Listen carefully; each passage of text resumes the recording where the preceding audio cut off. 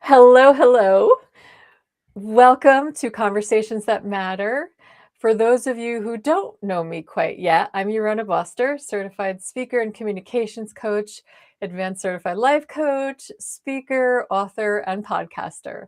And I live, breathe, and function at the intersection of communication and healthy, balanced leadership, helping people communicate with purpose and integrity with themselves and all those around them. Before our guest introduces herself, I have a request for anyone listening or watching. As this series continues, I love having input from my audience for any communication topics that interest you. Because as we know, communication runs a lot deeper than we think. So I'm going to ask you, when you reach out to me to tell me about communication and how it shapes your life, don't be afraid to stretch the limits of your ideas and go beyond them to drop me where you see how communication shows up. All right, Gail, if you would, please tell our audience a little bit about yourself. Oh, okay, thank you. And thank you so much for the invitation to be here, Yorona. I love your intersection. It's also the world that I love to be in as well. So my background is actually in sport, teaching Olympic level athletes and coaches about communication and leadership. And I also work with parents as well. I am a trained, certified nonviolent communication trainer. And as well, I am a certified resonant healing practitioner.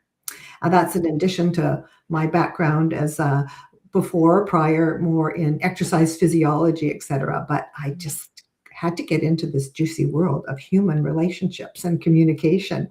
So I focus now on helping leaders and coaches, teams and athletes and parents build the inner steadiness and the relational skills to communicate in ways that are clear and accountable and practical and also very human. That's the key thing. And the work really lives in the real conversations, the actual conversations we are having related to feedback, accountability, conflict, disappointment, leadership, parenting, and of course, repair. We are going to touch on repair because that's a huge piece of the puzzle, especially when we talk about what you and I have discussed before, which is nonviolent communication. And when we talk about nonviolent communication in that context of leadership and especially in high performance circumstances, we're not just talking about being nice, right? We're Yeah. talking about the neuroscience of how our words either regulate or dysregulate the people that we're leading.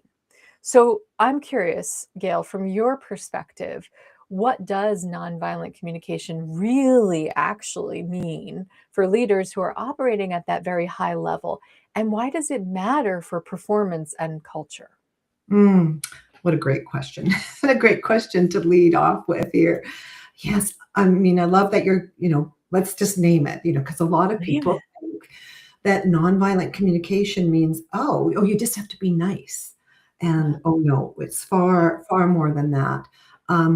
I see nonviolent communication as being the key scaffolding for helping you build the words to be able to communicate with more care and more precision. Right. And I would like to name that we need to start even earlier than that and looking at our nervous system because we very much live in a culture of suppression where we have learned to deny, push down, not express what's happening for us, what we're needing. It happens naturally as children growing up. Our parents tell us, do this, don't do that.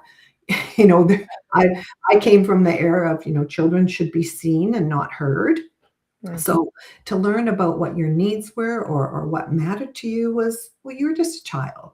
You, you, Mm. you do what we tell you to do as adults. So, our nervous system is so important in influencing our communication and the words that we choose. And the words that we choose are so important because, and why I'm saying about that nervous system being there is because Mm. we can learn intellectually the right words to choose or to say, or we've heard what other leaders or other parents might say. But if our nervous system is feeling frustrated, annoyed, Right. ignored, it's going to be delivered with an aspect of threat. And Right. no one can perform or learn Right. if your body is focusing on staying safe. Right. Okay, let's talk about what that looks like, how it shows up in the real world, because I see this happen all the time. Mm, If we've taught our children to how to say please and thank you, but if you're saying, "Would you get your over there? Thank you." It's like, please. Yeah. "Please, would you please stop? Da, da, da, da, da."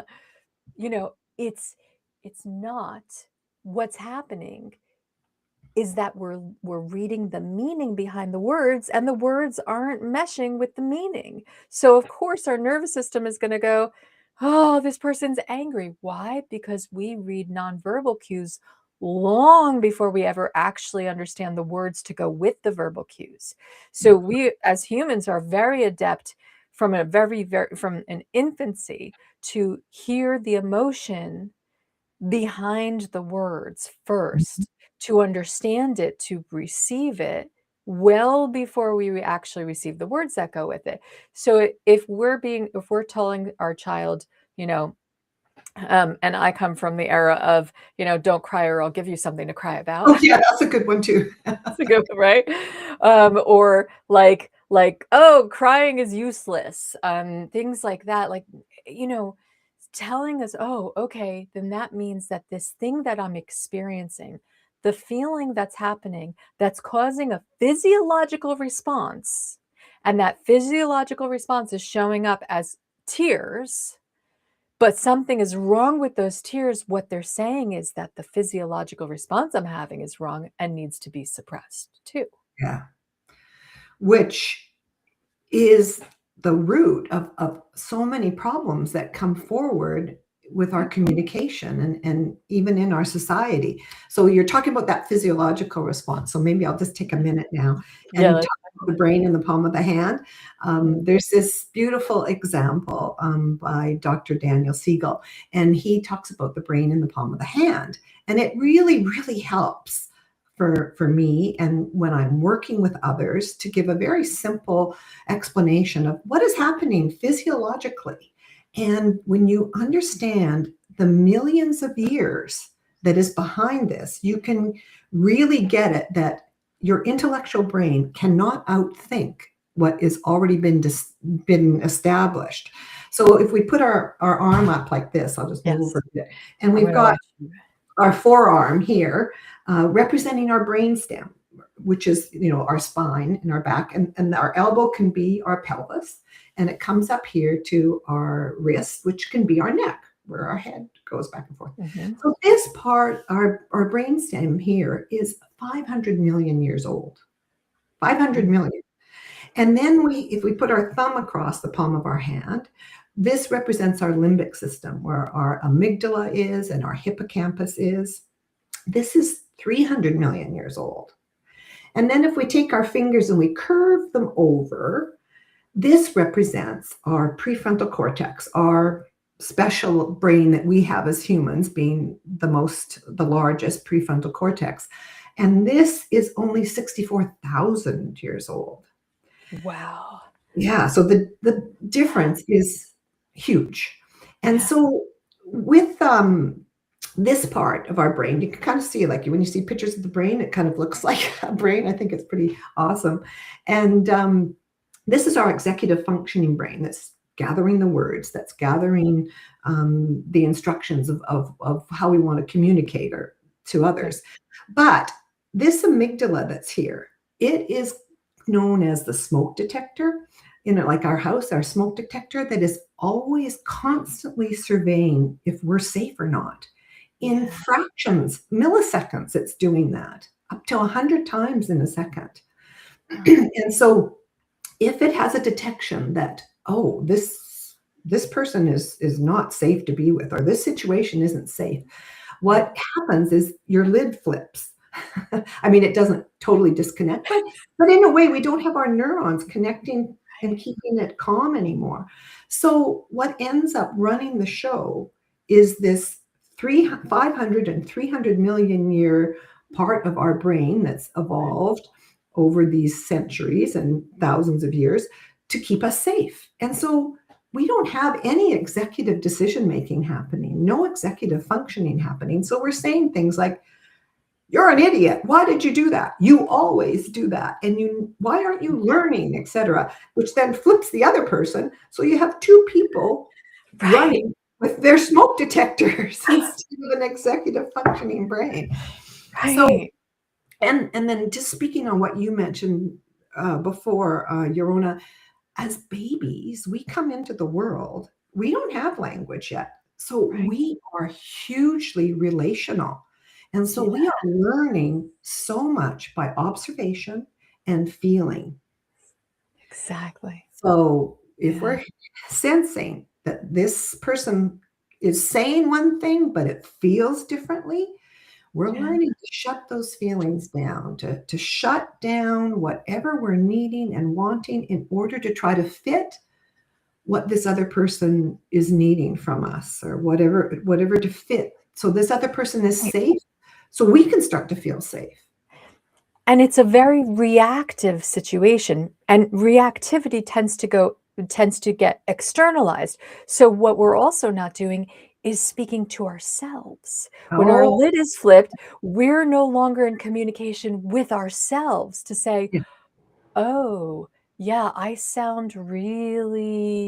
don't sound very pleased here. I don't sound happy here. I am," and we've stopped listening to ourselves. It's even less so that we're not listening to the other person than that we are listening to ourselves. Because if we actually take a step back and find a way to calm the smoke detector, to actually to disengage it, or to, turn it off, to address it. I'd Mhm. actually say even more preferably to address that smoke detector. Once we've addressed it, then we can reengage how responsive we want to be in that moment rather than reactive, because that Yes. reactivity comes from that age-old brain area, and the responsiveness tends to come from our prefrontal cortex, from our executive function thinking. Yeah. So how do we respond? Well, we need to figure out how to identify how to address that alarm system that's going off, right? Yeah. So Yeah. when you're in a situation where everything feels really intense and really like things are on the line. So let's go back to like high performers, right? Mhm. If you're in a high performative situation, let's take from a sports performance area, because that's the area you come Yeah. from, right? What are we signaling in our leadership position? What is it that we're signaling to our performers that may be contributing to their stress levels, to confuse intensity with effectiveness? I think is what Mm. I want to ask for. Like, what are we signaling to them that may be actually causing that confusion? Yeah. Yeah. Well, I mean, I'm glad you're bringing it back. It is all about us, because as Right. the leader, as the coach, as the parent, we are the key for holding and creating the environment where others are learning or performing. Right. So um, it's important that we are willing to be curious about ourselves and see that okay, it starts with me, because that's the important thing, to be able to calm that amygdala, because our Right. society, again, suppression culture of society, that okay, you talk about emotions, what are you talking about? Just do it. Like, come on, Mm, buck up, suck it up, let's get going. You got to get out there and perform, or you got to get out there and do that speech, or you got to get this project finished now, like right. it was due yesterday, get on it. Well, all of those kinds of words are just, well, they're also words that are delivered in a kind of a threat, but also the energy behind them is delivered. So boom, we are like this. So it starts with coming back to looking at us and being curious. What is it that is happening here? Well, this person has done something, or this athlete is about to go perform, or they're even just practicing at training, and they're not doing it right. Well, as a leader and a coach, a parent, it's natural, like, just fix it, you know, just Right. or giving some corrections. But if that person is not hearing any care delivered with that, Mm. it comes back to this nice piece. But it's more like with care. I would like to reframe it that people are Mm. thinking about care, because if you're delivering clarity with care, a person can then Mm. to be able to calm that amygdala, to be able to hear what it is I need to be doing here in Right. order to perform, or perform in sport, or to perform in the business world with the getting the report done, or to calm myself enough that I can go in to do this presentation. Mm. Um, and so we need to look at what's actually happening, and again, still look at ourselves and go, what what am I making it mean right now? Because, like, with athletes being Oh. late or something, or something, maybe not trying very hard in the practice, you could kind of, oh, they're being lazy. They're just Right. not working hard enough. What's the problem Right. here? But Mm. what am I making it mean? Okay. I'm making it mean that they're lazy, but what am I feeling? Well, often it comes back like, okay, I know they've got to be doing this week and this next week in order to get ready for the competition in 3 weeks, in order Right. for this report to be ready and this team to be working together to get the report ready in 2 weeks, launch this website or something. What? So I can look at myself and go, I'm feeling frustrated. I'm actually feeling triggered Mm. myself. And so Right. that ends up spilling out. So back to when you say, acknowledging it, we need to name it, to tame Yeah. it, to sort of kind of like, okay, stepping back here, I am feeling urgency. I'm feeling that, a lack of control. Right. And we've got to calm ourselves first in order that we can see what matters here and what might be happening for this other person, so that they can actually have their nervous system state turn to the state that we want to have for performing, whether Right. it's in sport, whether it's in business, or whether we want to have a connection and a communication as a parent-child relationship. So I I love that. yeah, so Oh, no, I love that. And I think about it, clarity with kindness is Mhm. actually kindness and compassion for both of you. I think Yes. about it from this perspective. If we are providing compassion in the clarity, what we're really doing is allowing space for both of us to grow and learn together. We're giving us the opportunity to say, oh, I'm learning from myself that this moment feels very pressurizing. This moment feels very frustrating, overwhelming. I feel very stressed. I feel worried that because really what it's coming down to is I am worried we will fail, or I will fail. And if Yeah, I fail you as your coach, or I fail you as your leader, and then you fail, then all of our self-worth gets knocked down, right? And then exactly. and then Yeah. we don't feel valuable and contributory as a human, and that's a big part of being human, is we want to be able to contribute. So when things feel like they're on the line, Yeah.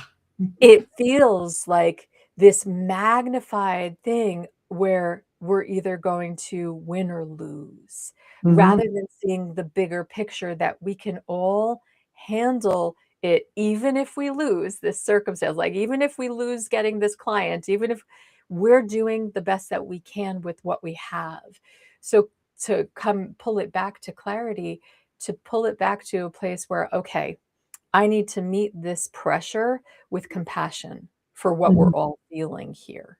We're Yeah. all feeling the weight of the importance of this moment Yeah. and So the fear of failure. yes, exactly. We need to have both, because if we have standards Right. without care, it becomes punishment. And if we Mm. just, yeah. Yeah. And if we just have care without standards, it becomes just a mushy avoidance. Mushy avoidance. I love that. Mushy avoidance.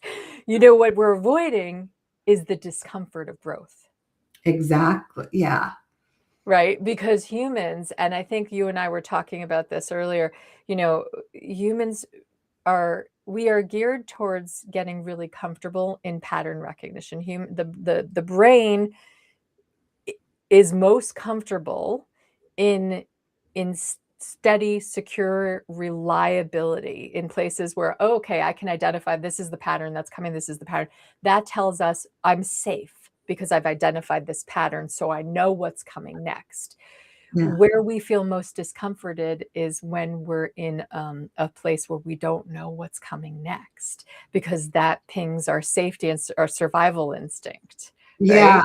exactly. And I just want to capture what you're saying because this is so important. And this is where, I learned a lot of this within sports so much because where do you need to go with training athletes? You need to go past your comfort zone all the time. Right. You need to always be going past your comfort zone. Right. So if as the coach or as the leader, if you can have that connectedness with your athletes, with your children, with your other employees, the consistency and the safety is in the relationship, the trust that's built between you. It's not about what you're doing. So then, you have that belief together that, okay, I'm not alone to go into this risky situation. And I know that this person will be there for me. They Mm. won't embarrass me. They won't shame me. They won't leave me and abandon me. I mean, I'm using words that people might sit there and go, "Oh, Gail, I don't do any of those things." You'd be interested. It's interesting. I mean, I know I do lots of them that I didn't realize I was Oh doing yeah. Oh yeah. in this because you don't know what the impact is. And then because of our suppression culture, a lot of people will not say what's happening for them. We, as leaders, as coaches, as parents, we need to create that environment of safety. We, again, are the key influencer of it all. Yeah, it reminds me of how, and I'll take this to the parenting place because I love to. Yeah, And it reminds me of how we can we can do hard things, but it's not about powering through and just doing it and just keep pushing yourself. mhm, It's really about saying, this is hard and we can do it. I yeah, think it's the both and circumstance. Like with my son, I'll take it to a parenting place when your kid is struggling with their homework or your kid is struggling because they're trying to study and learn something brand new. They're like, "Oh my god, this is so I can't do this. I can't do this." If we go to that mushy place where we're like, "Oh, no, yeah, you're right. It's too hard right now. Oh, let's yeah, just let it go." Right? We are doing them a massive disservice by yes, telling them we don't believe they're capable. yeah, That's what we're telling them. "You're right, I don't believe you're capable."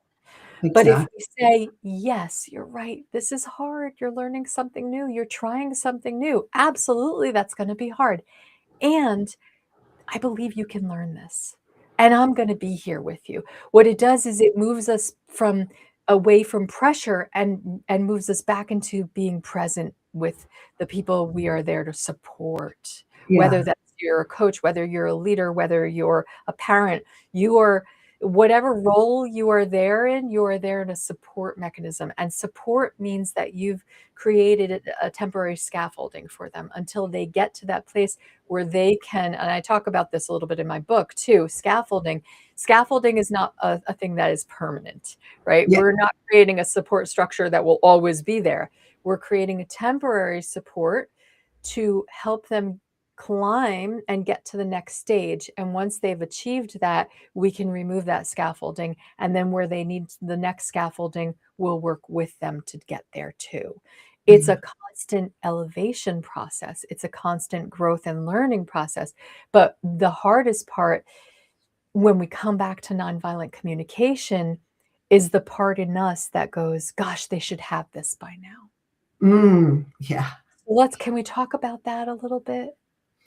Yeah, because oh gosh, yeah, I think that that comes back to asking those first questions with nonviolent communication. You start off with observation. So, what Right, is it that's happening, right, or what happened, without right, any judgment or without any interpretation or opinion.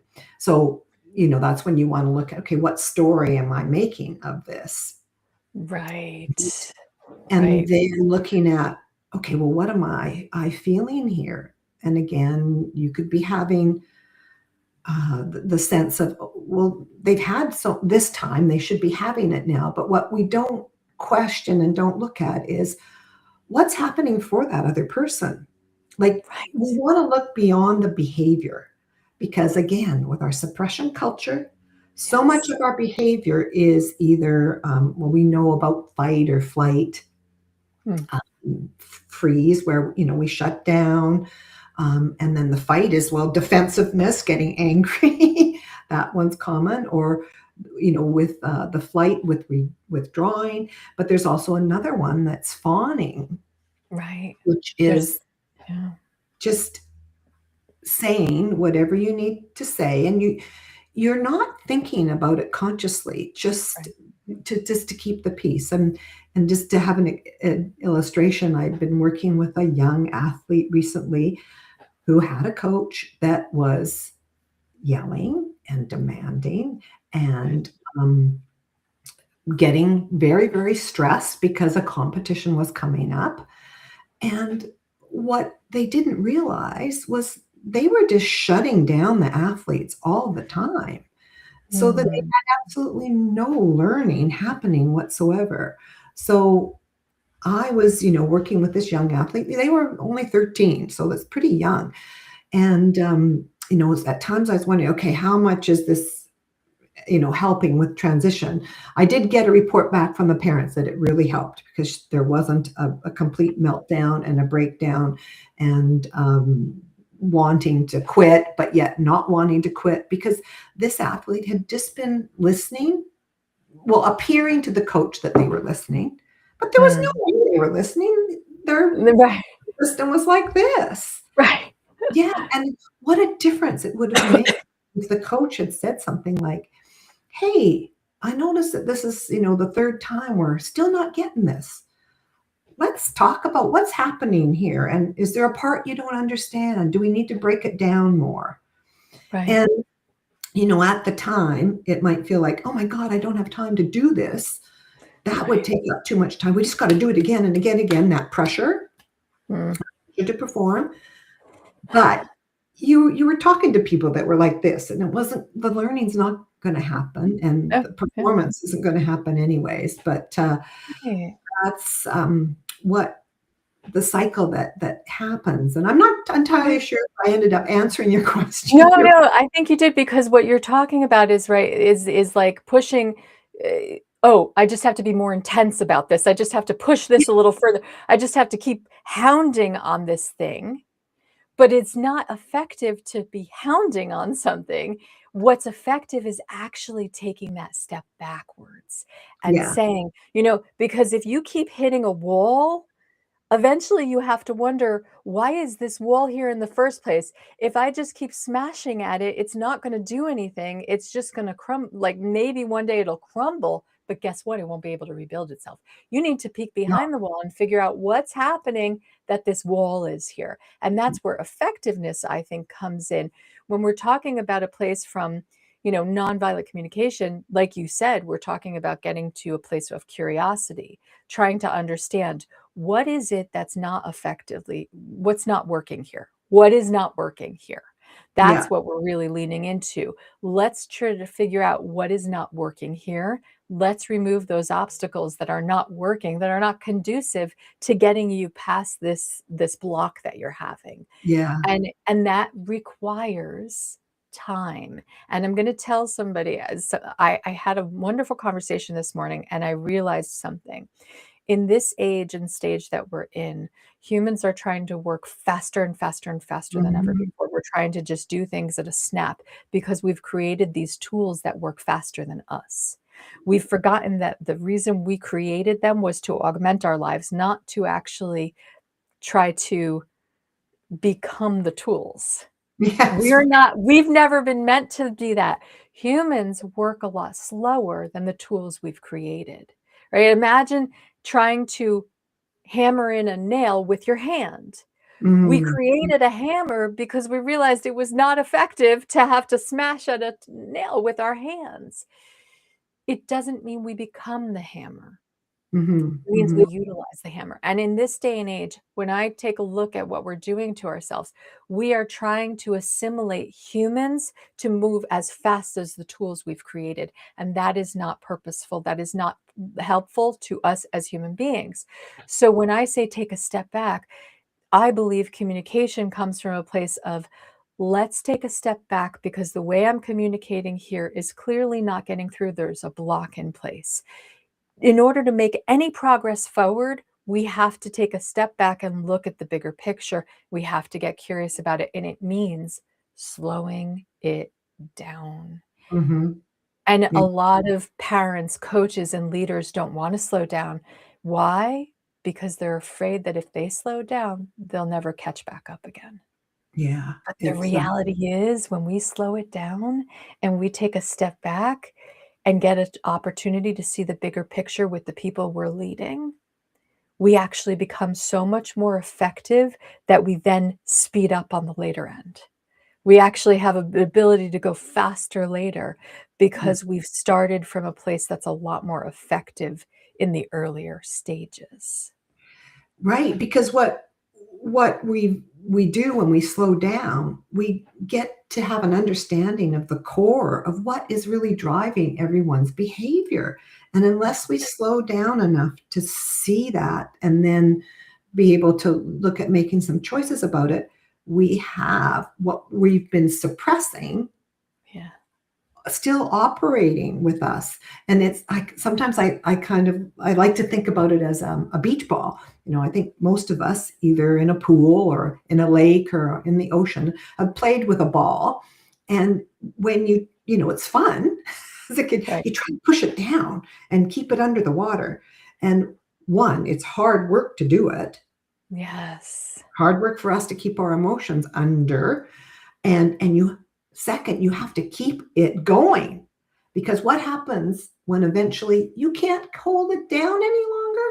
Oh, Up it pops right comes, pops right up. And that is what is happening if you look at a bigger picture of what's going on in our workplaces, what's going on in our homes, what's going on in schools and in our sport environments.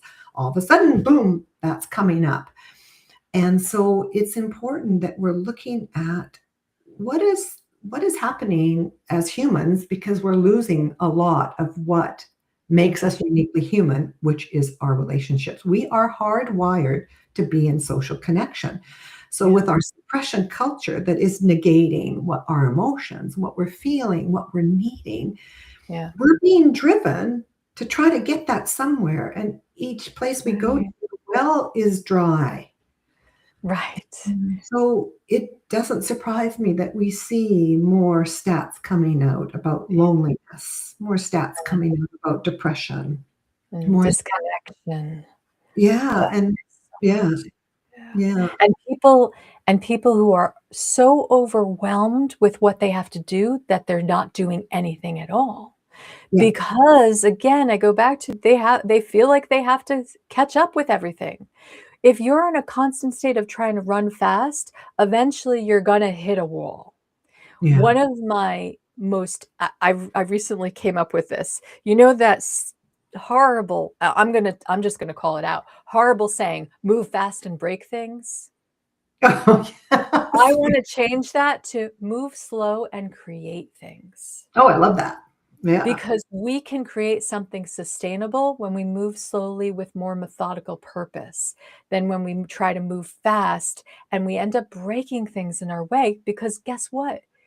We're breaking ourselves as a mm, species. We're breaking ourselves as a communal species that's designed to move slowly together, to think through things together, to get all perspectives on something so we have a much more thorough opportunity to address all the pieces of the puzzle, as opposed to just saying, okay, I have enough of the pieces of puzzle to run through it, and then suddenly realizing, oh my God, the puzzle is not the picture I actually thought it was. Right. Yes, exactly. Yeah. Because that's what really happens when you're rushing so hard. You think you end up in this narrow tunnel vision, and you don't realize all the things you're smashing into along the way, Yeah. Yeah. and you don't realize the impact. Yeah, exactly. Have you ever heard that story about it's a bit of a fable about this man that was out chopping trees to be able to make money, and you got so much money for every tree that you chop down. And so when he got the job, he was out there, you know, going hard at it, as many that he could, and he did, 40 or something in that day. I know, probably less than that. Maybe they were just little trees. But then he's going, okay, tomorrow I'm going to do even more. So he got up and working hard at it. And then the next day he only did like 37. Oh, well, then he was just telling himself motivational things. Okay, I am going to get up earlier tomorrow and get going. And I'll just work harder. I'll move faster. I'll get that saw moving as fast as I can. Next day it was only 32. And it kept on decreasing. And he didn't know why. And so he talked to these other people, and they were going, oh yeah, no, I'm doing about 25 a day that I'm getting at. And he went, oh, well, now I'm below. I'm only doing like 15. And so the gentleman turned to him and he said, have you ever tried to sharpen your saw? Oh my goodness. You never stopped to sharpen your Yeah. saw. Yeah. We have to have all the tools, not just one tool, not just, that's a really good analogy. That's a really good fable, story, Yeah. analogy for the way that we live life when we don't take into consideration all the things that make up that life. If we're so busy yelling at the people we lead, Mm-hmm. it becomes less and less effective. One of the things that I learned very early on was that if you want to spend less money as a like CEO, the best thing you could do is cultivate an environment where there's no turnover, Yes. Yeah, but exactly. there's actually sustainability. Like and in order to create an environment like that, it requires you to actually be integrated with your people, be a part of the process from A to Z, be a part of like we call it service leadership these days, right? Because you're there as a leader to serve your people. You're not there for them to follow you all the time. You're Yeah. there to learn from, and service leadership requires learning from them and with them, not just teaching them, not being just the teacher, but being the learner too. Because I promise you, your people will have things to teach you that you never even knew existed. Yeah. Um, and I think a really big part of that sustainability then comes back to how are we communicating in the most effective way, not in the quickest way, not in not in the shortest. We're not always looking for the shortcuts are shortcuts that cut out things that may end up making you have to take more shortcuts and more shortcuts Yeah. and more shortcuts in the end. Yeah. And that's not helpful. And Right. and I am curious if we take this back to the whole word nice, can Mhm. can we help people come up with a different way of looking at the word nice? Looking at the like what it could possibly mean for them? Yeah, well, I think it helps to maybe replace it with clear, Okay. clear, Yeah. and compassionate, because we need to look at it. When you're talking about the quick way, because a lot of times I've been on a lot of training before where it was about the words that you use, but which again is the quick way. Like you could go to some courses, and as a organization, you could bring some communication experts in and talk about the words. But until you are looking at, well, what state of nervous system state am I in, and delivering it to what nervous system state are they in, Mm. that's where we get a match. And then you can have things coming together so that there's safety created, there's trust created. So, maybe we look at the word nice being related to, again, clarity and safety. Yeah. Because no one can perform when they're under Mm. threat and a lack of safety. And, we know that from a lot of studies of, yes, there's times when we need to raise it up, and, you need to have that performance there in urgent times. But it's not sustainable for long term. You know, Right. we know the effects of what happens with uh, collapse and burnout, etc. So I would really like to see us all have it clear, Yeah. clear safety, because nice is not necessarily Right. kind. Right. Clear is kind. I mean, I think Brene Brown has a quote that she talks about: clear is kind. Yes. If you Yes. Yes. clarity, then we've got that compassionate kindness there. I agree. And I was thinking, clarity really is basically saying what you mean without threat, without ambiguity, and without emotional fog. Because Mhm. that's really it comes and even more so when you're grounded, when you're speaking from regulation as opposed to reactivity, that helps stabilize your Mhm. clarity as Yeah. well. And Yeah. then, of course, I think another way with nonviolent communication is to understand that you're honoring the person. You're coming from, like you said earlier, that place of humanity. You're Mhm. not focused on the task, you're focused on the person. There's a huge distinction. It's not about the task, it's about the person. When you're Yeah. a leader, you're focused on the person, not the task. And then, of course, with agency, it is an opportunity to invite collaboration instead of compliance. Because Yes. if somebody actually wants to do the thing, they actually wanna do the thing, like these athletes, they're intrinsically motivated to wanna do the thing. So really, you're not actually saying, "Be compliant," you're saying, "How do we collaborate so that you can do this thing to the best of your ability?" It's Yeah. collaborating with them, and then, of course, and I know we didn't really get a lot of opportunity to talk about this, but I think repair is Mhm. such a huge piece of this puzzle. Now, I know some people who don't like the word repair. I recently was talking to one of my clients who says that her partner does not like the word repair because it implies a brokenness. Mm. And I don't see it that way. I see repair as an opportunity to own the impact we have on others, not just the intention that we actually really, because if you think about it, a coach might be really stressed. Their ultimate intention is to help their athlete do the best they can do. So their intention tends to come from a very pure place. But if we don't own the fact that we may have taken our stress out on another person because we're so stressed over wanting them to perform to their best, if we don't own that in the aftermath, that, "Oh god, I said that all wrong. That was," I'm and own the fact, "Oh my gosh, I was so stressed.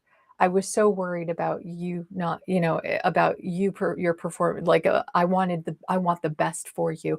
And as a result, my stress came out with what I said." When we own that impact on them because we see them kind of recoil, or we see like, wow, we just said that with a whole lot of dismissiveness, like, "Just get it done. The deadline is tomorrow. Just get it Yeah. done."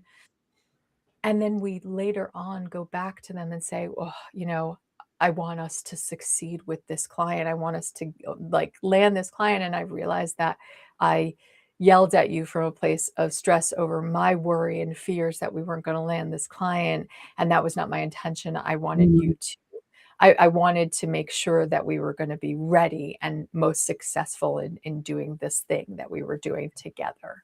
Yeah. That changes the nature of the way we see. It's not about fixing something we broke. It's about coming back to it, recognizing that we're human And as you well pointed out at the beginning of this conversation, we have brains that are much older than we could possibly, they're wired for our survival, not always for our critical thinking process, not for Right. our critical thinking process. Yeah. So that Yeah. means that sometimes we're going to come out of the gate rushing, and we're going to have to realize, oop, I came out of the gate rushing. I need to talk about that. I need to explain that, and I need to own that. To own it. Yeah, that's one thing that I find that is really so supportive about the work that I do with using the nonviolent communication, but then also the resonant healing processes. It helps us to take 100% responsibility for our actions, which we need to. If I'm not aware of my nervous system state and how I deliver to others, I, it's not going to change for the others, not going to change because I'm still delivering it that way. I need to take 100% responsibility for what I'm saying and how I'm saying it, and try to get it as clear and kind as possible. And then you can have that trust building and that growth happening. And gosh, I do have some colleagues and relationships where that happens because you're never going to have 100% la la la la la la, Right. strolling through the rose bushes, and the fields. You're going to have dips that come and go, but the richness that comes from being able to go there together and then come back up again, like each time that's happened, we've gone to a higher level You together. said, and you said probably the most important thing, that in repair is where trust is built. Mm-hmm. It's built the most because you're willing to take ownership of your actions and your intentions and clarify that with the people that you care about, that you're trying to provide the best of you to. When Mm-hmm. we're trying to provide the best of us to somebody else, but we realize that, you know what, I had an awful day. I was at the end of my rope. I'm even gonna. I think we'll round out with this. Yesterday, we had my family. We do no tech nights. We have different nights of the week where we're doing other things. Trying to Yeah. disconnect from tech and reconnect with each other always. And it was an exhausting day. It had been an exhausting day for all three of us. So, and then we enjoyed ourselves together, but we were all three at the end of the night. We were like, okay, no more. Don't have, the well is now drying up, and my son still had to get his homework done, and he was all off his bonkers. And what happened, and I reacted poorly to, I was like, we need to get your homework done. You need to get your homework done. And I'm here to help you, and I'm trying to help you, but you're not, and it's like, and then I was like, oh man, that was not my intention, right? So in the aftermath, when he finally did get everything done and he finally got ready for bed, I said, Connor, can you come over when you're finished brushing your teeth? And I told him, I said, you know what? I did not want to yell before. That is not what I was trying, and I went through that Yeah. with him, and I said, here's what happened, what I was feeling, and how, and that ended up making me yell, and that was not on you. That was on mommy. And I needed to take my breaths, and I needed to step away for a minute and come back to it. And I didn't do that. I didn't do the things that I should have done in that moment, Yeah. and that helps, and he said, and I'm sorry too for getting a little cuckoo and like, and so we had this wonderful conversation. He's like, I need to apologize to daddy too. So he went over to his daddy, because apologies, again, if we go to the word nice, sure, saying I'm sorry, that's Mm. nice. But being clear and compassionate is actually explaining the what's behind the I'm sorry, Mm-hmm. the where we went wrong, and the how we could do it differently. And that's where our humanity shines the most, when we Yeah. can come back to that.